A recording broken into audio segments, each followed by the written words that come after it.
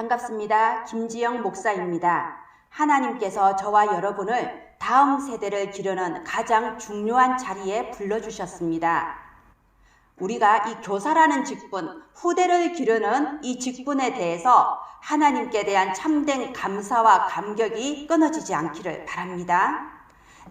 특별히 랩넌트 데이 때 선포되는 학원보고마 메시지는 우리가 우리의 후대에게 정확한 언약을 전달할 수 있도록 선포되는 메시지입니다. 그러면 이 학원보고마 메시지를 우리의 어린이들에게 어떻게 적용하고 전달해 주어야 될지 그 부분을 함께 나누고자 합니다.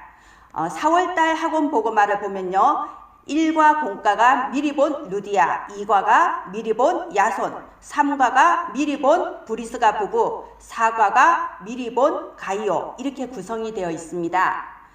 그러면 먼저 서론을 보고자 합니다. 여러분, 서론을 어떻게 전달하시나요? 유 목사님이 랩넌트 데이 메시지 하실 때 주신 그 서론을 우리 어린이들에게 꼭 전달해 주셔야 됩니다. 그 메시지가 어린이들에게 전달하기는 어렵지 않나라고 생각을 하실 수도 있지만요.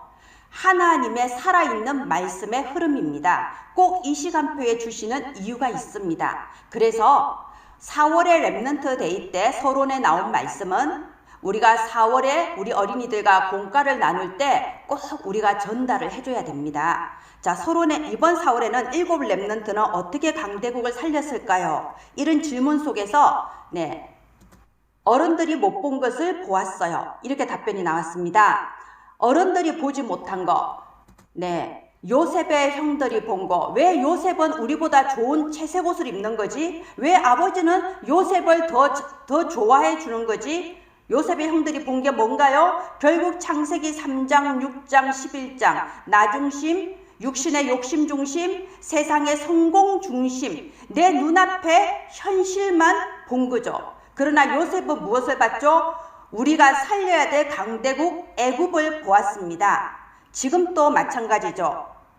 지금 많은 세상의 사람들은 내 눈앞의 현실, 무엇을 먹을까, 무엇을 입을까, 창세기 3장, 6장, 11장의 끝밖에 못 보고 거기에 매여 있지만 우리 랩넌트들은 우리가 살려야 될 237 나라, 아직도 복음 듣지 못하고 있는 저 5천 종족을 볼 수 있어야 한다. 여기에 대한 그 가슴이 전달되기를 바랍니다.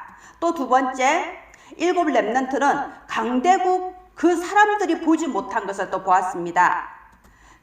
강대국에 있는 사람들은요, 그냥 문제와 사건 그 자체를 봤죠. 기상이변이 들이닥치네, 범죄가 발생했네, 문제가 발생했네. 그리고 그런 여러 가지 문제와 사건들 속에서 여전히 자신의 이익을 위해 창세기 3장, 6장, 11장을 향해 달려가고 있었지만 7 랩넌트는 그 문제와 사건이 하나님을 떠난 근본 문제로 인해서 온 재앙이라는 것을 보았습니다. 그리고 그 문제 해결할 유일한 오직의 답을 보았습니다. 자, 이렇게 어른들이 보지 못한 것을 보고 강대국이 보지 못한 것을 7 랩넌트는 보았습니다. 왜 우리가 이것을 전달해야 될까요? 생각에 따라 보는 게 달라지기 때문에 그렇습니다. 내가 어떤 생각을 가지고 있냐, 내가 아직도 창세기 3장, 6장, 11장적인 생각에 매여 있다면 내 눈에 보이는 것이 창세기 3장, 6장, 11장적인 그 안경 속에서 보여질 수밖에 없다는 거죠. 그래서 두 번째 서론이 나오는 겁니다. 기도가 뭐냐? 말씀을 생각하는 것이 기도다. 자, 여기 그림을 보세요. 제가 좀 이렇게 약간 당황한 표정, 그런 표정을 가진 어린이 2명의 그림을 올려놨습니다. 내 생각이 하나님의 말씀으로 각인뿔이 체질되어 있지 않으면요, 조그만 사건이 닥쳐도 당황할 수밖에 없고 불평할 수밖에 없고 원망할 수밖에 없습니다. 마음과 생각이 병들 수밖에 없습니다. 그래서 우리가 어떤 문제와 사건 앞에서 말씀을 생각하는 거, 그게 바로 기도다. 이렇게 메시지가 나왔습니다. 어떤 말씀을 생각하나요? 나는 누구냐? 신분권세. 나는 어디에 있는가? 10가지 비밀. 나는 무엇을 해야 하는가? 10가지 발판. 왜 그것을 해야 하는가? 9가지 흐름. 어떻게 해야 하는가? 5가지 확신. 그리고 미리 앞당겨서 보는 62가지. 그리고 교회를 통하여, 예배를 통하여 누리는 24, 25 영원. 이 7가지 7대 메인스트림 속에서 모든 것을 생각하는 것, 바로 그것이 기도입니다. 자, 보세요. 왜 그래야 될까요?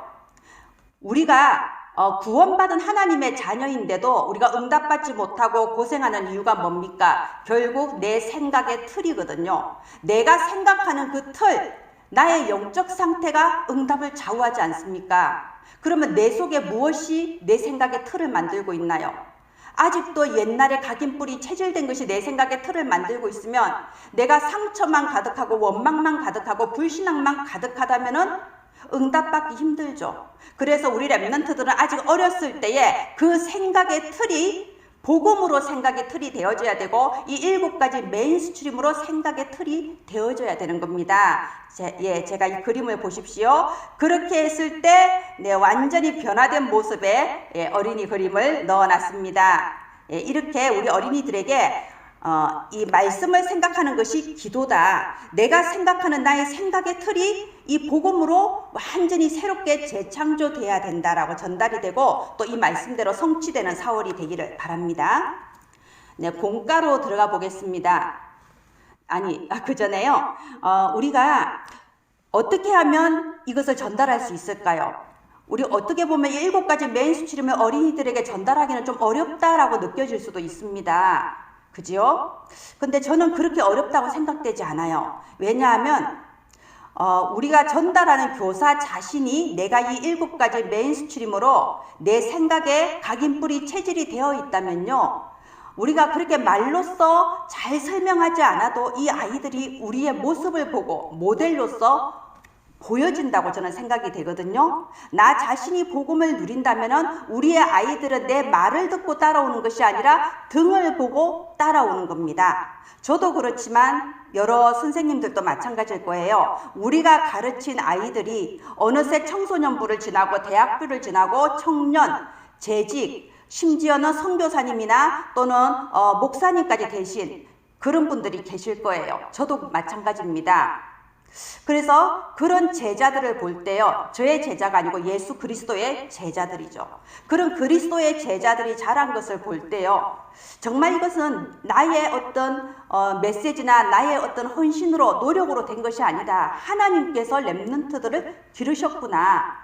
내가 복음 누리는 만큼 하나님께서 우리 렘넌트들을 길러주셨구나. 저는 그게 믿음으로 고백이 되었습니다.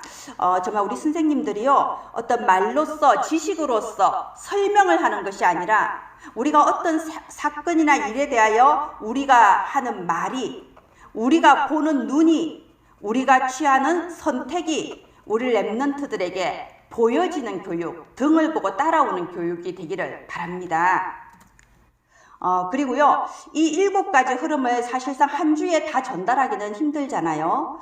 그래서 우리 어린이들 같은 경우는 한 주에 한 흐름씩 전달하면 어떨까 싶어요. 지금 어린이 선교국 홈페이지에 올라오는 학원 보고마 PPT 같은 경우는요, 이 대전에 계신 진선희 전도사님이 매주 헌신해주고 계십니다. 이 진선희 전도사님께서 PPT를 매주 만들어 올리실 때 아마 한 주에 한 흐름씩 이렇게 성령인도 받아서 잘 만들어서 올리실 거예요. 그래서 우리 어린이들 같은 경우는 한 주에 예를 들어서 이번 주는 신분권세, 다음 주는 10가지 발판, 또 그 다음 주는 5가지 확신, 이런 식으로 한 흐름씩 하면서 반복해서 계속 전달이 되면 좋을 것 같습니다. 그리고 사실 우리가 공과의 내용도 꽤 많습니다. 그래서 선생님들이 이 학원 보고마를 전달할 때요, 공과의 내용을 너무 공과를 따라서 전달하려고 애를 쓰다 보니까 실제 전해야 될 키포인트는 놓치고 공과 내용 전달하다가 시간을 다 가버리고 힘들다, 이런 포럼을 들은 적이 있습니다. 공과 내용의 1번, 2번, 3번 그렇게 전달하는 것도 괜찮은데요. 저는 그것보다는 스토리텔링으로 좀 이야기하듯이 재미있게 루디아는 이런 사람이야. 그런데 이런 일이 있었어. 정말 옛날 이야기하듯이 베드로는 이런 일이 있었어. 이런 식으로 스토리텔링으로 전달을 해줘도 더 선생님도 힘들지 않고 아이들도 이해하기가 더 좋지 않을까, 이렇게 생각이 듭니다. 왜냐하면 어차피 우리 아이들이 계속해서 청소년 대학 하면서 이 메시지를 이 베드로나 브리스가 루디아 가이오에 대해서 계속 들을 거예요. 그러면 유년부 초등부까지는요 그렇게 깊이 파고들지 않아도, 그렇게 깊이 성경 구절 파고들지 않아도요 그냥 스토리텔링으로 하나의 그 이야기처럼, 영화처럼 그렇게 그냥 전달이 되어줘도 괜찮은 시기라고 생각이 듭니다. 그리고 많은 분들이요 저한테 자료에 대해서 말씀하시는 분들이 있습니다. 자료, 영상 자료, PPT 자료, 그림 자료, 뭐 문서 자료 좀 달라고 하시는 분들이 꽤 있는데요. 저도 몇 년치 자료가 사실은 제 하드에 쌓여 있습니다. 근데 저는 개인적으로 저한테 그렇게 많은 자료가 쌓여 있지만 그걸 다시 꺼내서 활용하는 경우는 거의 없습니다. 왜냐하면 항상 자료가, 최신 자료가 인터넷에 가득하기 때문이에요. 제가 옛날에 만들었던 자료를 쓰려고 보면요 이미 지나간 옛날 거더라고요. 지금 세대가 굉장히 빨리 흐르는 세대잖아요. 급변하는 세대입니다. 그리고 모든 정보가 자유롭게 오픈되어 있는 세대 아닙니까? 그래서 우리 아이들한테 바로 얼마 전에 만든 PPT를 보여주려고 해도 그게 이미 옛날 정보가 돼버려요. 그래서 여러분 구글이나 네이버, 유튜브 들어가면요 바로 오늘 올라온 그런 최신 자료가 많습니다. 그것을 오늘 우리가 전달해야 될 메시지에 맞는 자료를 우리가 찾아서 그림이든 사진이든 뉴스든 찾아서 우리가 가공해서 아이들한테 전달해 주면 됩니다. 그리고 또 중요한 게 항상 저는 메시지를 전달하고 나면요 그 메시지하고 관련된 미션을 아이들한테 주는 것을 꼭 저는 권해드리고 싶습니다. 우리가 공부를 가르치는 게 아니거든요. 우리 아이들이 주일날 예배 드리고 그 메시지 가지고 시험 치고 자격증 딸 거 아니잖아요. 이 메시지가 우리 아이들에게 각인 뿌리 체질이 되기 위해서는 그 메시지를 가지고 뭔가 몸을 움직여서 미션을 하고 작품을 만드는 게 굉장히 중요하다고 생각합니다. 지난주 같은 경우는 저는 베드로에 대해서 조사를 해라. 그래서 그냥 머릿속에 조사하지 말고 노트에다가 1번, 2번, 3번이라고 적어서 조사를 한 다음에 그걸 가지고 앞에 나와서 발표를 한다. 뭐 이런 식으로 미션을 줬거든요. 아니면은 우리가 교육에 있어서도 가장 효과 있는 교육법이 뭐라고 하나요? 내가 배운 것을 다른 사람한테 전달할 때 가장 각인이 된다고 그러잖아요. 오늘 받은 말씀을 간추려서 내 동생에게 또는 우리 집에 있는 우리 아빠에게 내가 한번 전달을 해보자. 전달하는 그 모습을 동영상으로 촬영을 해서 선생님한테 보내줘. 이런 식으로 미션을 제시하고 또 그 미션을 반드시 확인을 해야 됩니다. 확인을 해서 도장을 찍어준다거나 뭐 스티커를 준다거나 이렇게 증표를 주는 이런 식으로 우리 아이들한테 정말 몸에 기억이 남는, 그래서 각인뿌리 체질되는 그런 말씀이 되기를 바랍니다. 네, 공과를 보도록 하겠습니다. 예, 이번 공과 1은 미리 본 루디아에 대한 부분이죠. 저는 이 루디아 같은 경우에는요, 7가지 흐름 중에서 신분 권세와 연관해서 설명이 되면은 좋다고 생각됩니다. 이 루디아, 신분 권세가 하나님의 자녀잖아요. 루디아는 하나님께서 예비해 놓으신 제자입니다. 우리가 먼저 설명 들어가야 될 게 사도행전 16장 6절부터 10절까지입니다. 이 바울과 신라 팀이 정말 하나님의 뜻을 이루기 위해서 선교 여행을 출발했는데 성령께서 선교 여행의 문을 막으셨어요. 아시아로 선교하지 못하도록 막았다고 되어 있습니다. 우리 렘넌트들한테 정말 하나님이 기뻐하실 것 같은 전도를 하려고 하는데, 하나님이 정말 기뻐하실 것 같은 일을 내가 지금 하려고 하는데 안 된다, 문이 막힌다라고 할 그런 경험이 있을 거예요. 그럴 때 이상하다, 왜 이렇지? 당황할 이유가 없고 불신앙할 이유도 없는 거예요. 나는 하나님의 자녀, 나는 반드시 성령 인도 받는 사람이거든요. 문이 막히는 것이 아니고 바로 그게 성령 인도다. 그래서 이 바울과 신라 팀도 아시아에 가려고 했는데 선교의 문이 막혔습니다. 그런데 그게 문이 막힌 게 아니고 성령 인도, 우리는 성령 인도 받을 수 있는 신분이기 때문에, 그래서 성령의 인도를 받아서 마게도냐 지역의 첫 성 빌립보로 간 겁니다. 그리고 그곳에서 전도를 하려는 게 아니고요, 강가에 여자들이 모여 있는 것을 보고 기도를 해야 되겠다. 여자분들한테 우리가 어딘가 기도할 만한 적합한 장소가 없습니까? 하고 기도를 하려고 물어봤는데 거기서 전도의 문이 열렸잖아요. 신분 권세의 3번 기도 응답받을 신분. 네. 그래서 주께서 루디아의 마음의 문을 여사 하나님이 하신 겁니다. 하나님이 예비한 제자. 우리가 아무리 힘쓰고 애쓰고 여러 가지 방법을 써도 그렇게 해서 되는 것이 아니고 하나님이 하신다. 우리는 하나님이 하시는 그 성령의 인도를 받을 수 있는 신분과 권세를 가졌다. 자, 그렇게 해서 하나님이 루디아의 마음의 문을 여셨고, 루디아는 하나님이 예비하신 제자이기 때문에 빌립보 지역의 교회가 세워져 버린 겁니다. 이미 마음문 열렸을 때 빌립보 교회에 세워져 버린 겁니다. 그 뒤에 어떤 일이 벌어졌나요? 귀신 들린 여종을 만났지요. 그런데 보세요. 바울이 그 귀신 들린 여종을 보고 뭐라고 했습니까? 주 예수 그리스도의 이름으로 명령하노니 그에게서 속히 나오라. 예수 그리스도의 이름으로 명령하니까 그 여자를 괴롭히고 있던 귀신이 바로 떠나가 버렸습니다. 뭐죠? 신분 권세 중에 4번 사탄 결박의 권세. 네, 그랬는데 보세요. 그 뒤에 또 좋은 일이 있어야 될 것 같은데 감옥으로 들어가 버렸어요. 이런 일이 있습니까? 그런데 보세요. 감옥으로 들어가는 게 다른 사람들이 봤을 때는 환난이고 문제고, 그렇지만 하나님의 자녀에게는 그것이 환난도 아니고 문제도 아니고 성령 인도다.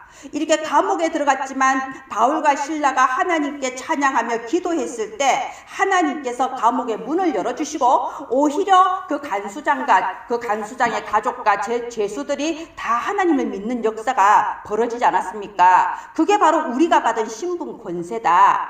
네, 그래서 저는 이 공과 일 같은 경우에는요, 하나님 자녀의 신분 권세, 이 흐름과 연결해서 우리가 전달하면은 아주 적합할 것 같습니다. 공과 2 보겠습니다.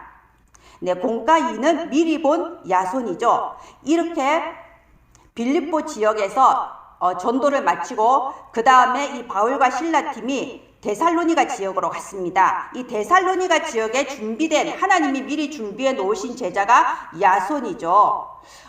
이 데살로니가 교회는 정말 아름다운 교회잖아요. 저는 이 미리 본 야손 이 공과에는 10가지 비밀을 설명을 해주면 좋을 것 같습니다. 사실상 보세요. 이 바울과 실라가 데살로니가에서 자기의 규례를 따라 회당에서 새 안식일 동안 복음을 선포했을 때 많은 헬라인과 기브인들이 복음을 듣고 돌아오는 역사가 있었어요. 아주 정말 아름다운 역사죠. 그런데 또 반대로 유대인들이 괴악한 자, 불량배들을 데려다가 엄청난 소동을 일으켰습니다. 저 바울과 실라는 예수를 임금이라고 칭한다. 저들은 로마 황제에 대한 반역자들이다. 억울한 모함을 하면서 큰 소동을 일으킨 겁니다. 여러분, 그 시대에 로마 황제에 대한 반역자, 이거는 엄청난 모함이거든요. 큰 사건이거든요. 그래서 아주 그야말로 데살로니가 도시 자체가 큰 일이 벌어져 버린 겁니다. 그래서 바울과 실라는 급히 몸을 피할 수밖에 없었고, 이 당시에 공무원들이 이제 야손을 잡으러 온 거예요. 반역죄니까. 그래서 야손이 대신 잡혀 들어갔습니다. 그래서 이제 이렇게 조사를 해보니까 당연히 억울한 누명인 게 밝혀지죠. 근데 그냥 놓아줄 수는 없는 거예요. 이게 너무 큰 범죄, 큰 모함이라도 너무 큰 모함이니까. 그래서 그냥 풀어주지는 못하고 보석금을 받고 야손을 풀어주면서 조건을 단 거예요. 다시는 이 바울과 실라를 데살로니가의 이 도시에 들이지 마라. 다짐을 받고 놓아준 겁니다. 그래서 바울과 실라는 다시는 데살로니가에 들어올 수가 없었어요. 그런데 어떻게 데살로니가 교회가 세워질 수 있었을까요? 네, 그야말로 하나님이 미리 준비하신 제자고 남은 자 야손인 겁니다. 그래서 10가지 비밀과 함께 이게 맞는 거예요. 10가지 비밀의 1번이 뭔가요? 자립.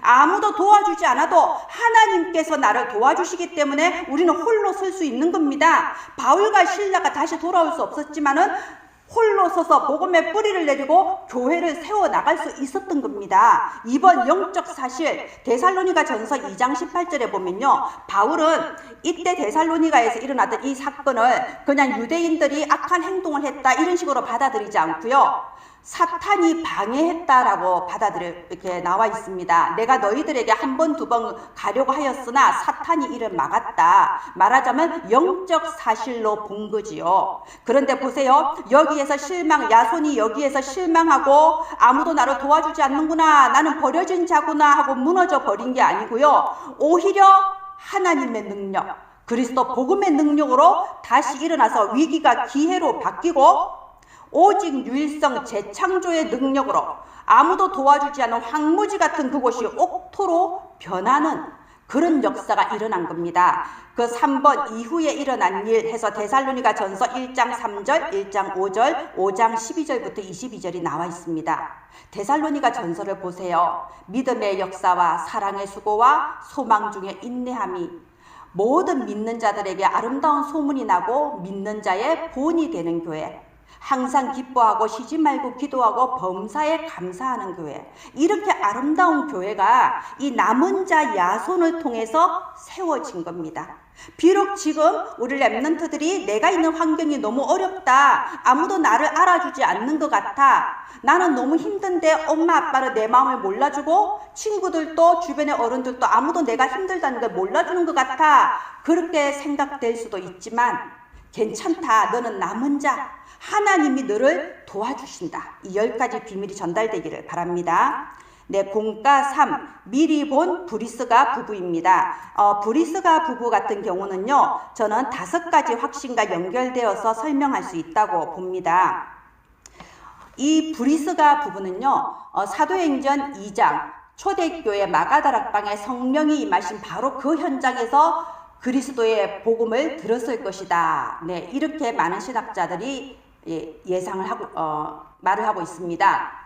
자, 이 브리스가 부부가 바울을 만났던 사도행전 18장 바로 그 당시에 브리스가 부부한테는 굉장히 어려운 상황이었죠. 평생의 터를 닦고 사업체를 일군 그 로마에서 강제로 추방당한 상황이었어요. 아굴라는 유대인이고 브리스가는 로마 사람이에요. 그런데 그때 당시 황제인 글라우디오가 명령하기를 모든 유대인들은 로마에서 떠나라. 그러니까 남편이 유대인이니까 어쩔 수 없이 로마에서 강제로 쫓겨난 거예요. 그동안 일구어 놓았던 모든 사업터를 다 빼앗기고 터전을 떠나올 수밖에 없었던 거예요.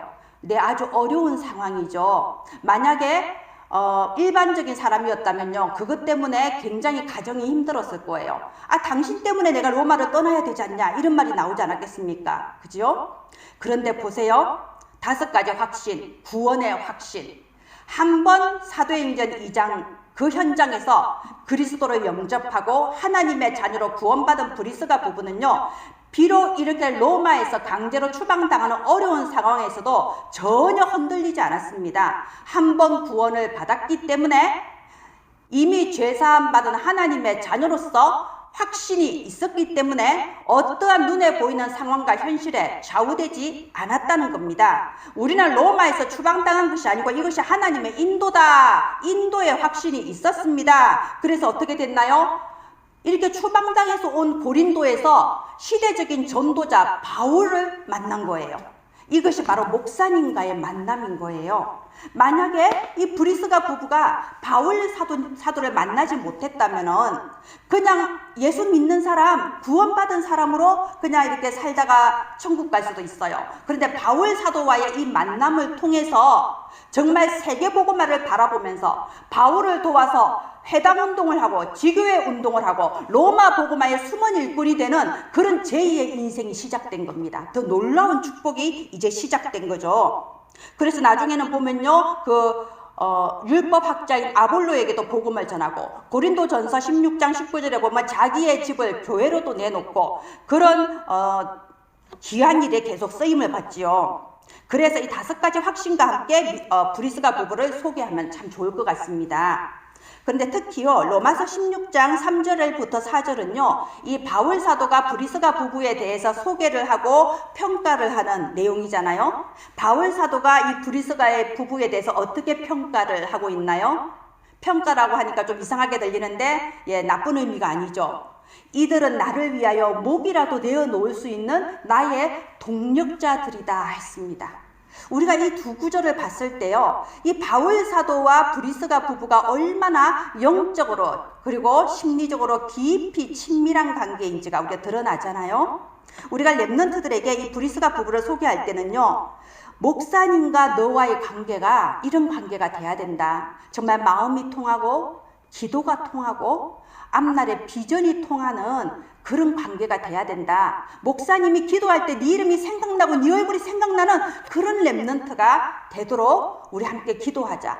우리가 어떻게 하면 그런 렘넌트가 될 수 있을까? 함께 이렇게 포럼이 되어지는 그런 시간이 되면 좋겠습니다. 네, 공과사 미리 본 가이오입니다. 이 가이오 같은 경우에는요, 10가지의 발판과 함께 설명을 하면 좋을 것 같습니다. 우리 가이오 같은 경우는 우리가 잘 알다시피 식주인 가이오, 또 재무관 에라스도 이렇게 해서 주로 복음 경제, 빛의 경제 할 때 모델 케이스로 아주 많이 나오는 이름이죠.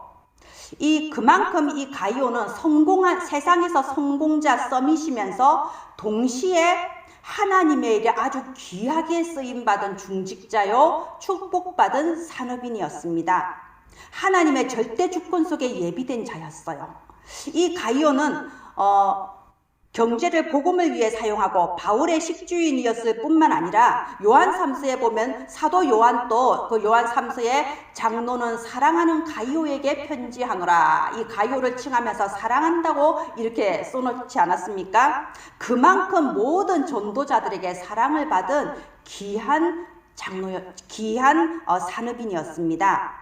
그리고요, 혼자서만 헌신한 게 아니고 나중에 팀을 구성해서 전도를 위해 기획하고 로마 복음화의 숨은 팀이었습니다. 우리 렘넌트들이 여기에 대해서 비전을 가져야 됩니다. 내가 나중에 성공해서 가이오 같은 산업인이요, 중직자가 되겠다. 내가 정말 목사님을 위해서, 선교사님을 위해서 정말로 기도받고 사랑받는 식주인이 되겠다. 그런 빛의 경제의 주역이 되겠다. 이런 비전을 품은 렘넌트들이 자라기를 바랍니다. 가이오가 가진 게 뭐였을까요? 가이오가 붙잡았던 게 무엇일까요? 하나님의 절대 주권, 하나님의 방법 그리스도, 하나님의 능력 성령, 하나님의 말씀 성경, 하나님의 성전은 성도와 교회, 하나님의 계획은 내가 있는 현장에, 하나님은 생사화복의 주관자이시며 모든 인생은 시한부 인생이고 죽은 뒤에는 심판이 있으며 전도자의 상급은 영원하다. 이 10가지 발판을 가지고 있었기 때문에 이렇게 크게 쓰임받을 수 있었다. 어떤 경우에도 흔들리지 않는 10가지 발판을 가진 렘넌트가 되도록 우리가 기도 제목을 주었으면 좋겠습니다. 네, 결론 부분 말씀드리겠습니다. 저는 모든 메시지의 결론 부분은 실천사항 중심으로 주는 게 좋다고 생각합니다. 왜냐하면 우리 렘넌트들이요, 이렇게 메시지를 듣고 메시지를 열심히 듣고 메시지에 빠져들었어요. 근데 이제 메시지 다 듣고 나면 마지막에 그래서 어떻게 하지? 이렇게 되는 경우가 많습니다. 그래서 맨 마지막은 이번 주에는 여기에 한번 도전해 봅시다. 이렇게 한번 결단을 해봅시다. 이런 식으로 실천사항 중심으로 주는 게 좋습니다. 이번 4월에는요, 2가지의 실천사항입니다. 이 2가지 실천사항은 역시 렘넌트 데이 메시지의 결론 부분에 나온 것을 그대로 실천사항으로 잡았습니다. 첫 번째, 혼자서 포럼하기. 우리 렘넌트들이 평생에 살아가면서 말씀 속에 답이 있다. 이게 각인되어야 됩니다. 어떤 문제, 어떤 상황, 어떤 고민 속에 있더라도 하나님의 말씀 속에 답이 있다. 이게 각인되어야 됩니다. 그래서 혼자 있는 시간에 친구와 의논하지 않고 다른 데 의지하지 않고 불평하기 전에 짜증내기 전에 하나님의 말씀을 생각을 하는 거예요. 그게 혼자서 포럼하기. 이번 주에 우리 한번 도전해보자. 두 번째는 목사님의 기도 속에 있는 렘넌트가 되기. 자, 어떻게 하면 목사님이 기도하실 때 너의 이름이 생각날 수 있을까? 그거는 우리가 어떻게 할 수 없는 거잖아. 그건 하나님께서 해주셔야 돼. 어떻게 하면 목사님이 기도하실 때 너의 이름이 생각날 수 있을까?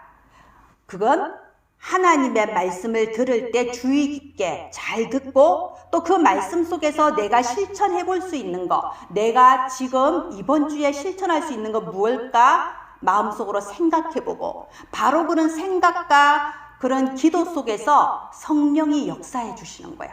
성령께서 역사해 주셔서 목사님의 기도와 우리 렘넌트 친구가 서로 소통이 되어지는 거야. 그게 25의 비밀이란다. 이러면서 이 두 가지를 실천사항으로 전달해 주셨으면 좋겠습니다. 네, 말씀을 마치도록 하겠습니다. 이번 4월 학원 보고마에 가장 중요하게 전달되어져야 되는 부분이 저는 이거라고 생각합니다. 내가 가진 생각에 따라서 내가 보는 눈이 달라집니다. 우리가 생각이 과거에 대한 상처와 잘못된 각인에 매여 있으면요, 모든 것이 그 상처의 색안경으로, 잘못된 각인의 색안경으로 보여지고 들려집니다. 그렇기 때문에 내 마음속 생각의 틀이 하나님의 말씀으로 바뀌어야 됩니다. 우리 육신의 DNA는 바꿀 수 없지만 영적 DNA는 바꿀 수 있지 않습니까? 어떻게 바꾸나요? 말씀과 기도로 바꾸는 겁니다. 그리고 우리 렘넌트들은 지금 생각의 틀이 만들어지고 있는 시기입니다. 영원한 하나님의 말씀, 살아있는 하나님의 말씀, 이 복음의 생명의 말씀으로 우리의 렘넌트들의 생각의 틀이 되어지도록 이 7가지 7대 흐름이 우리 렘넌트들에게 전달되어지고 각인뿌리 체질되어지는 4월이 되기를 주 예수님의 이름으로 축원드립니다. 하나님 아버지 감사합니다.